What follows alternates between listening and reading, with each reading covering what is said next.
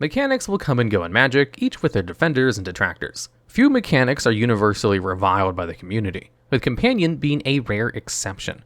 After some initial shock at their reveal, players were cautious about the cards up to release. Once they finally got their hands on them, people began to detest the cards, many calling for every card the mechanic to be banned.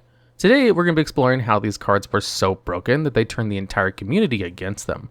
There are exactly 10 Companions in Magic, all released in Ikoria, Lair of Behemoths. The way these cards worked, emphasis on past tense, is that if you met their companion requirement in deck building, you could reveal one of them from your sideboard at the start of the game. You were able to cast that card from your sideboard once that game. These requirements were things like all non-land cards in your decks having an even or odd mana value, or only playing one copy of every non-land card in your deck. They also all, or at least usually had, effects that synergize with the cards they force you to play. Essentially, this was putting Commander into every other format, giving you the upside of having an 8th card in your opening hand in exchange for making your deck worse overall. This wasn't how things worked out in practice, though. The first rumblings of trouble showed up, well, immediately actually. On reveal, one of the 10 Companions, Lutri the Spellchaser, was announced to be banned in Commander. The reason was simple. Lutri's companion requirement was that you had one copy of every non-land card in your deck, which was already a part of the deck construction rules in Commander. So every blue-red deck automatically met Lutri's requirement and could play it as an extra card. Even stranger, Commander doesn't have sideboards, like most other formats in Magic, which is where Companions usually hang out. In order for any of them to work in the deck, they had to bend the rules by placing them in their very own special Companion zone, and only Commander specifically. Some players were worried about what this could mean for the mechanic as a whole. If they were presenting problems on reveal, was that a sign of things to come? There were also some complaints that they reworked the rules of the format for Companions, a brand new mechanic, but not for wish cards as many players had wanted them for a long time. In the background of this argument were a lot of players who didn't like the idea of the mechanic in the first place and were hoping that the entire mechanic was a flop just so they never had to deal with them in tournaments. That particular brand of dislike for the mechanic will be covered in more detail later. But the background of Companions already being controversial before the release is important for the doomsday that came once they were printed. The biggest issue with Companions right out the bat was that they were way too good. The fact that the entire mechanic eventually had to have an errata to make it weaker is the ultimate concession to this fact. Nowadays, in order to play a Companion, you have to pay 3 mana to put them into your hand, and then pay the full mana cost. This means that they all cost a lot of extra mana to cast, though it does mean that Drannith Magistrate, which was designed as a hate piece for the mechanic, didn't work against them at all anymore. Don't feel too bad for him though, he found a new job harassing Commander players pretty quickly. Now, while Companion was vastly underestimated by the design teams in terms of power and had to be nerfed, several of its cards were banned anyway. It's worth pointing out that the pure power was not the issue of the mechanic, or at least not the main issue. Companion, after its successful run in the tournaments, quickly proved to be a failure at a deeper level. Before we get to that, we do have to go over the fact that the cards were just too good. The Companions can be split into 2 camps, the broken and the ones that are just free sometimes. Every single Companion has at least done something noteworthy in some format at one point, mostly because some deck has accidentally met the requirement at some point and played them. Let's take a look at the critters responsible for breaking the game for about a month and talk about exactly why the errata was ultimately necessary. The poster child for the Companions being unbelievably good is Lurrus of the Dream Den. This is a 3/2 cat nightmare for 1 and 2 hybrid white-black mana. It has the requirement where all the permanent cards in your deck cost 2 or less. It has lifelink and the ability where, once per turn, you can cast a permanent spell from your graveyard that costs 2 or less. Lurrus has 2 really big issues. The first is that, in basically every format besides Standard, you're usually making your deck better by building a deck with its requirements. The older the format is, the cheaper you need your spells to be, thanks to just how fast the formats are. Lots of decks were already meeting Lurrus's requirements without actually changing anything. The second issue is that the ability to recast cards from your graveyard over and over is completely broken in said formats. When the best threats in the formats cost about 2 mana, getting to use them multiple times is really good. This also showed up the only weakness that Lurrus's restriction was supposed to give you. Namely, that since all your cards were cheap, you had a bad late game. Thanks to being able to replay cards repeatedly, Lurrus would give any deck a far better late game than most decks without the card. This was made even more true thanks to being able to recast cards like Mishra's Bauble every turn, which would let you draw a card for 0 mana. Normally, you couldn't afford to run a card like this thanks to them being too low impact. But since you knew you would have access to Lurrus eventually, decks could play Bauble without worrying about that. This is made even better thanks to Bauble being a playable card on its own with the Delirium mechanic specifically. Lurrus made the card playable in basically every deck, and made it even stronger in those Delirium builds. All of this made Lurrus basically a no-brainer for most modern and legacy decks at the time. However, the format where Lurrus was probably most infamous is in Vintage. Vintage is the only format of Magic with a restricted list rather than a typical ban list, which only limits cards to 1 copy per deck. This, of course, wouldn't do anything to the companions, who you only ever need the 1 copy of. That wouldn't be an issue if Lurrus weren't good in the format, but of course, it was maybe even more broken there than anywhere else. Thanks to absurdly powerful cards like Black Lotus being legal in the format, you could cast Lurrus extremely early and then recast all the mana acceleration you'd used on him to put yourself even further ahead. This was particularly bad with Lotus because it was a 0 mana artifact that could cover Lurrus's entire cost. This allowed you to do things like go Lotus, crack Lotus, cast Lurrus, and then use Lurrus's ability to recast Lotus. This was insanely powerful, as it would let you recast Lotus every single turn, putting you extremely far ahead. Because it couldn't be restricted meaningfully, Lurrus became the first card in the history of Magic to be banned from Vintage for power level reasons. It was also quickly banned in Legacy, where it was just as good, even if it wasn't as silly thanks to there not being any Black Lotuses to break with it. The other companion that showed itself just straight up too good immediately was Zirda the Dawnwaker. This is a 3/3 elemental fox that costs 1 and 2 hybrid red-white mana. Its companion requirement requires all the permanent cards in your decks to have an activated ability. It makes all of your abilities cost 2 less to activate, but can't make them cost less than 1, and it lets you pay 1 and tap it to prevent a creature from blocking for a turn. Alone, Zirda isn't all that crazy. It does have some powerful applications with cards like Eldrazi Displacer or other cards with activated abilities, but that's not broken. What's broken is making infinite mana for free with Grim Monolith and Basalt Monolith. These artifacts can be tapped for 3 mana, but can also be untapped for 4 or 3 mana respectively. To balance this out, they don't untap normally, which is normally enough to make them fine.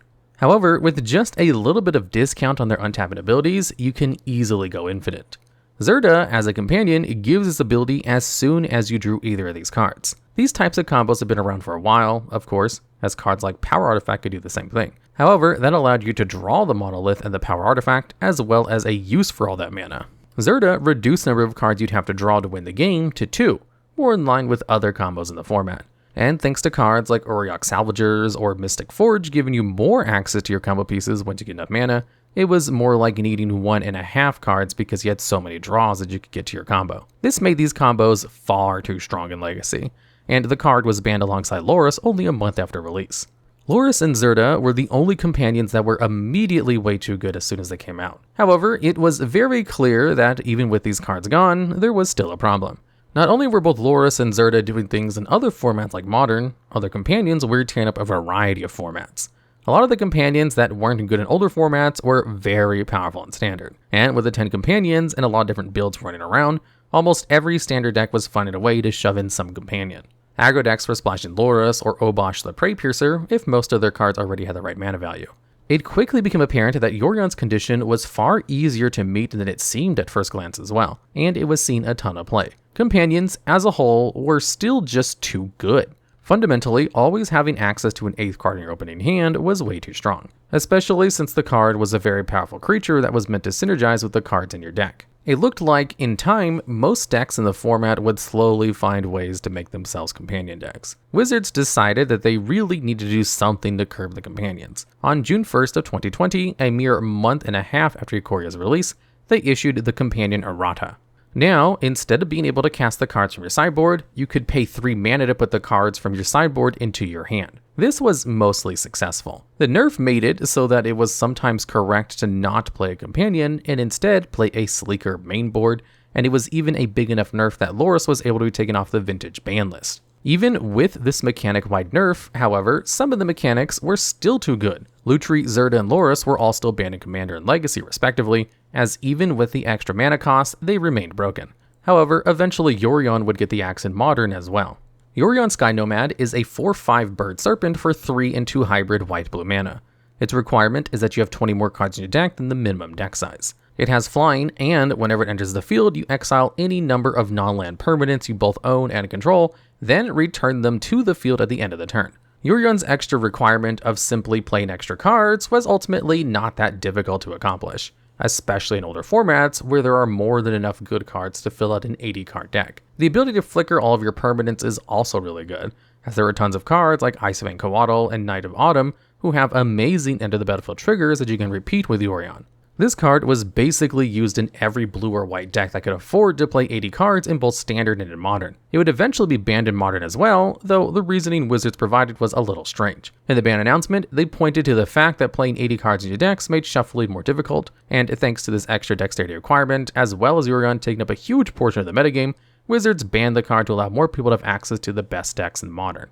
This is yet another ban that people are skeptical of Wizards' stated reasons for, but no one is really arguing that Yorion shouldn't be banned. It was overall still too good, even if it wasn't by far the best thing in the format. While those are all of the companions that required bans at some point, basically every companion has seen play in a deck at some point thanks to just being free. Gyruda, Doom of Depths, only requires you to run even cost cards in your deck. So, Bomberman, a legacy deck based around Aruk Salvagers, has sometimes played it because all of their cards happen to cost an even amount. Keruga the Macro Sage requires all the non-land cards in your decks to cost 3 or more, which Quintorius canned combo decks in Pioneer happen to be doing already. The worst in this category has to be Jegantha the Wellspring and Kahira the Orphan Guard. Jegantha requires you to be playing no cards with more than one of the same mana symbol in their mana cost, and Kahira requires that all the creatures in your decks be a cat, a nightmare, an elemental, a dinosaur, or a beast. The thing is, there are quite a few decks that either only play colorless cards or don't play any creatures. Tron decks usually just play colorless cards, and a lot of control decks don't play any creatures either. So these decks were able to play with an extra card by just giving up a single sideboard slot. While these creatures themselves aren't all that great, just having an 8th card in your hand is a big enough upside to justify having a slightly smaller sideboard. That's the legacy of companions in competitive play. 2 of them were egregiously overpowered and needed to be banned, one was slightly more subtly overpowered but eventually got banned too, and the rest are only ever slotted in a deck where it's able to use them without sacrificing much, if anything. However, that's not where this story ends. Cards being broken can be fixed with tuning. More development time and focus on older formats would likely have made it so that Lurrus and Zirda were balanced around Legacy and Vintage and wouldn't have needed to be banned. Maybe they would have come up with another restriction for Yorion that was more difficult to actually meet. Whatever they did to help balance them, it wouldn't have fixed the mechanic. The issue with companions isn't just that they're too good, even though they were. The issue is more fundamental. There is no version of companions that could have slot into what Magic is at a competitive level, and added to it without breaking it. Either the companions would break Magic, or Magic would break them. The best place to start in explaining this issue is the audience's reaction to the companions. It's hard to express just how hated these little critters were. As soon as the cards were announced, a barrage of YouTube videos and Reddit posts were released bemoaning the death of Magic the Gathering. That may sound worrying, but honestly that's pretty typical for a Magic set release. The worrying part is that this hatred of the mechanic never stopped. In fact, it got worse over time. Even people who initially wanted to be more open-minded about the companions quickly started to dislike them. Even today, some people still want all the companions to be banned everywhere or to have the entire mechanic eroded out of existence. This may seem like an overreaction, and it kind of is, but there's no mechanic much more deserving of the ire than companions. One of the chief complaints about the companions was the Commander-ification of all the Magic.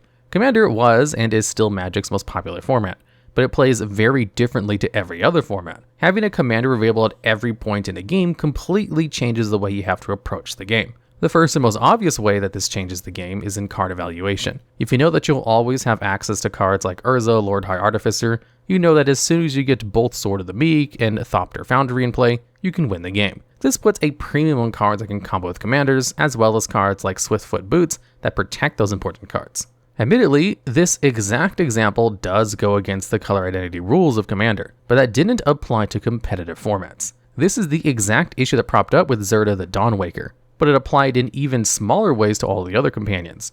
Mishra's Bauble is probably the best example of how card evaluation has come to completely change in formats with a mechanic like companions. It went from a card that was good in very particular decks to being good basically everywhere. However, the sword cuts both ways. Tons of cards were also made worse because they didn't work with these companions anymore. For example, Gurmag Angular was a card that saw way more play than you'd think at first glance, thanks to essentially being a 1-mana 5/5. However, it also technically costs more than 2 mana, so every deck had to decide between Angular and the cat, and that wasn't a competition Angular could win.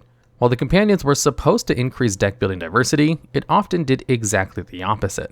Decks would often homogenize around the best builds that could support playing a companion, and more niche, off-the-wall card choices were made completely unplayable. Now, while this did homogenize decks a lot, there are some areas where the choice was more meaningful. With companions like Jegantha, the choice between being able to play it or dismember is a real decision. But overall, it homogenized the formats more than it diversified them. The homogenization of the format was made a lot worse, however, by the fact that tons of decks would be playing the same companions. Again, this was a lot worse when most of the broken companions were around. Basically, every deck was trying to jam Lurrus, but it's important to know how even the weaker companions impacted gameplay. The experience of playing against companions without one yourself is almost demoralizing. Imagine this. You start a game with an opponent and they begin by revealing a companion. Instantly you know that you're at a disadvantage in the long game. You go the entire game looking at removal or discard spells that you can't use to interact with the companion at all. You can go through the entire game perfectly on par with your opponent, and if you get to the late game with both players top decking, the person with the companion will almost certainly win by default. This isn't just unbalanced, it's a huge negative gameplay experience. It didn't just make decks look the same, it made games feel like they were always played out the same way as well. It homogenized the gameplay experience as well as the decks in the metagame, all on top of being generally too good. The way of balancing this was supposed to be that playing a companion would make your deck worse so that you had a worse early game, but that wasn't actually all that common in practice. In practice, companions were just a way of winning the late game for decks that were able to play them.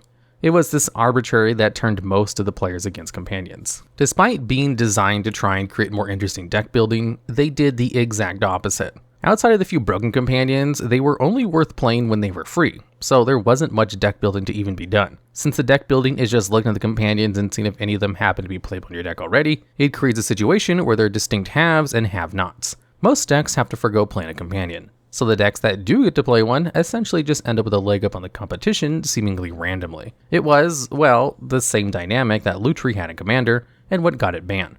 Unlike in Commander, where there are a huge number of commanders for players to choose from, the handful of companions still legal in any format were too few for most decks to find an appropriate companion to build around, even if they were willing to severely warp their decks. This means that companions will either always simply be a random advantage some decks happen to get, or a completely meta-warping threat. There's only really one way to get around this issue.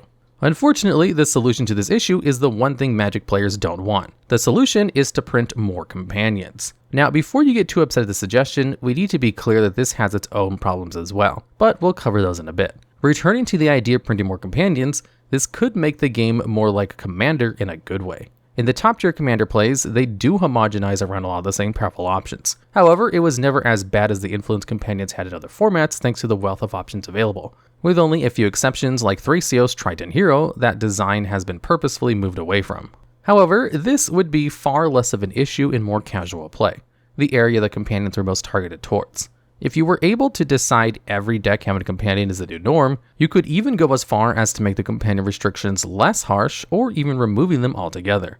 The deck building cost is now not being able to run the other companions, so you don't have to try and punish players for picking a particular critter. This would get around the issue of the companions being free for some decks, not for others, as well as making it so the homogenization would be far less severe, as decks would select the best companion for the strategy, not just the ones that were easiest to add to their deck. Of course, this suggestion has a massive asterisk. Namely, this entirely changes the way Magic plays in a way that's too hard to put into words. There may be a temptation to call people who would push back against the game changing as stuck in the past, or something similar, but the complaint holds a lot more weight here. This isn't the same as players bemoaning power creep or shift in design philosophy towards more creature-focused decks, or any of the other times older players have been unhappy with the way the game has changed in the past. The mere existence of cards you always have access to is such a big change in the basic gameplay of any card game that it has to be treated much more seriously. While Magic has changed over time, for the most part, the core gameplay experience has remained the same. You have aggro, mid-range, control, and combo decks, and each of them aim to win the game in a different way. Strategies like Pawns and Stacks have been leaned away from over the years, but we at least see things similar to them every now and then. But if you've played Commander, you know this approach to the game doesn't carry over in exactly the same way. The higher life totals and multiplayer focus makes this comparison less solid, but we've already seen plenty of examples of how this changes everything in the game, from card evaluation to how every game plays out. Aggro and mid-range have more reach, combo decks that can combo with their commander or companion play entirely different to those who can't, and control would largely get the short end of the stick if this change were to go through, as they want an extra creature to cast the least out of any strategy and don't want to deal with another threat from their opponent. It doesn't really matter if this version of Magic would be good or not. In fact, it almost certainly would still be a fun game in its own right. The issue is that it's a fundamentally different game. We've held out on the Yu-Gi-Oh comparisons for a long time in this video, but it's too apt of a comparison not to make. For a long time in Yu-Gi-Oh, the extra deck wasn't what it is today. Fusion monsters were really bad, and the decks that used fusion monsters were ones that got around the way the mechanic worked entirely, which is more comparable to Wishes and Magic, except much more powerful. When the game shifted more towards the extra deck introduced mechanics like synchro monsters, the way games played out changed as well. It wasn't as dramatic as it would be in Magic, thanks to Yu-Gi-Oh! At the time being at a much lower power level than it is now, and honestly, being at a lower power level than most Magic formats are right now, but it did happen. The Yu-Gi Boomer versus Yu-Gi Zoomer debates have never stopped in the community, largely because of how severe the shift in gameplay was. A big part of this is a symptom of power creep as well, but it can't be undersold just how important having access to cards outside your starting deck is. Most importantly of all, however, is how this changed the identity of Yu-Gi-Oh! The extra deck is one of the first things players think of when you think of playing the game. Once you get past DM era staples and nostalgia bait, extra deck monsters are probably the most iconic cards of Yu-Gi-Oh! Once Yu-Gi-Oh! Decided to undergo this pivot, the design decision that led us to where the game is right now were largely set in stone. Whether or not this was a good decision for the game is a discussion that's definitely worth having, but it's not the one that we're interested in right now. The point is that Magic cannot do this, not right now. The game's legacy is too entrenched, its identity too solid. It doesn't matter if that version of the game would be better or worse, because it wouldn't be Magic the Gathering. And that is why companions are unsalvageable. The cost Magic would have to pay to make them work is simply too high. They can't work with how Magic is currently thought of, either being too strong and needing to be banned, or just being an afterthought that serves mostly to annoy the players. The only real way to make them work is to change the very fabric of what Magic is in the eyes of players. As I said earlier, either Magic would break the companions, as it has right now with them being some more broken cards ever printed, or they would break Magic, such as a scenario where everything about Magic has to change to accommodate them. It is one of the few unbalanced mechanics in Magic's history, because every possible balanced decision you could make with the cards would be bad. We can only hope that Wizards will never design another mechanic this disruptive again. Alright, and that's the video. Do you have any other ideas for videos just like this one? If so, let us know down in the comments.